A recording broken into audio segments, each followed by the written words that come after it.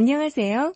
단백질은 근육을 만들 때 필요한 필수 성분으로 탄수화물, 지방과 함께 3대 영양소에 속합니다.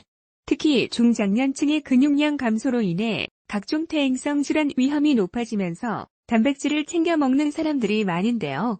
하지만 이런 단백질도 어떻게 먹느냐에 따라 우리 몸에 약이 될 수도 있고 반대로 독이 될 수도 있습니다. 오늘은 단백질을 먹을 때 주의할 점과 나에게 딱 맞는 적정 섭취량에 대해 알아보겠습니다. 많은 사람들은 단백질 섭취를 위해 달걀과 닭가슴살, 생선 등 여러 음식을 먹고 있습니다. 단백질을 충분히 먹어야 근육의 감소를 예방하고 관절과 조직 보관 효과를 볼 수 있기 때문인데요.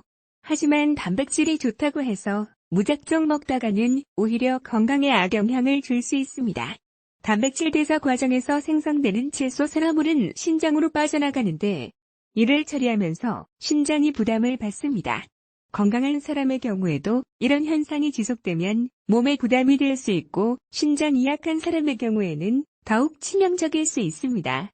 대한신장학회의 자료에 따르면 50대 이상 중장년층의 경우 당뇨병이나 고혈압 등으로 신장 기능이 떨어져 있는 사람도 많으니 단백질 섭취에 특히 신경 써야 한다고 밝혀 때문에 신장이 약하거나 만성질환이 있는 사람은 일반인의 70% 정도만 드세요.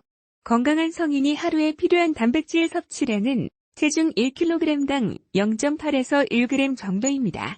그리고 근력 운동을 통해 근육을 키우는 사람의 경우에는 1kg당 1.2g 정도가 적당. 예를 들어 체중이 60kg인 사람의 경우 하루 60g 이하로 단백질을 섭취하는 것이 좋으며 70kg인 사람은 70g 이하로 먹는 것이 좋습니다.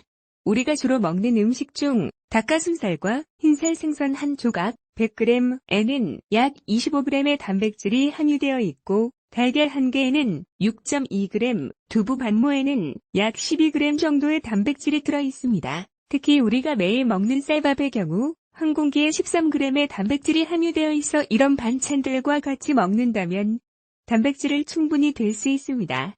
하지만 단백질이 부족할 것 같아서 보충제와 같은 제품을 추가로 먹는다면 생각보다 단백질 섭취량을 크게 초과할 수 있습니다.